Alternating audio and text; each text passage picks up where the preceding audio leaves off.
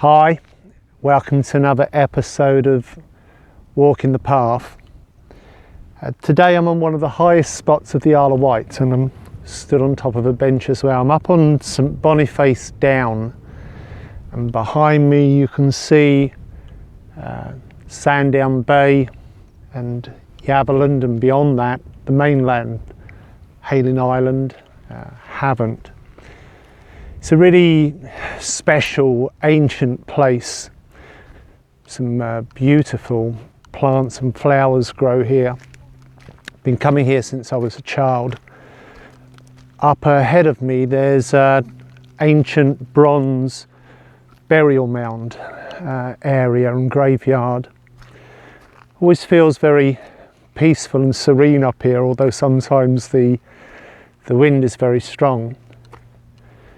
We're a little more than halfway through the year. It was the solstice the other day, turning point within the year. And with walking the path, it's a sort of turning point as well for me.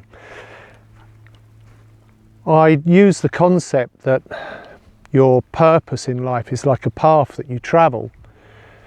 And I very much believe it's a turning point in people's lives when they find their purpose, because they find an extra level of power, and they tend to go further in life because of the level of passion they feel for what it is that they're doing, their mission. There are several levels to purpose. Life purpose, something you'll pursue. I call it finding the thing that makes your heart sing. And the higher purpose is about doing what you can to help make the world a better place, leave it a little better than you found it. Prime purpose, the purpose you're born with, is to be your very best, to be all you can be. And what it requires above anything else is self-love. I've spent so much of my life looking for love, sometimes chasing love. But it is really learning to love ourselves that is the transformative power in us and our life. In truth, we cannot love anybody else, not even our children, more than we genuinely like and love ourselves, because if we don't learn to like and love ourselves, we can't be who we would choose to be for that other person, to be the way we want to be for our children or our partner or our community.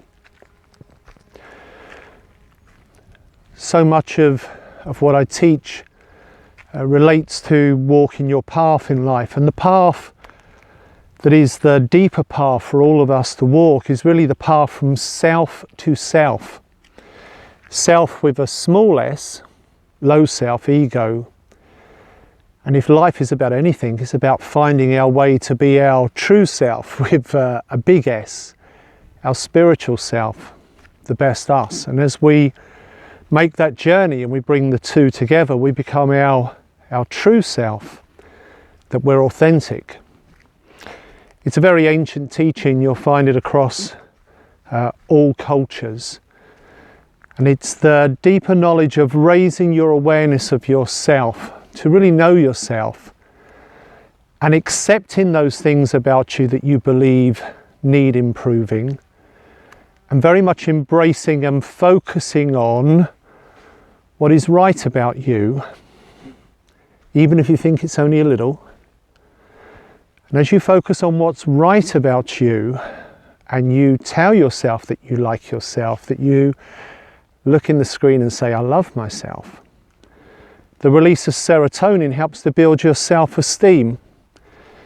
It helps you to have more self-confidence, and gradually you grow self-acceptance and greater levels of self-love.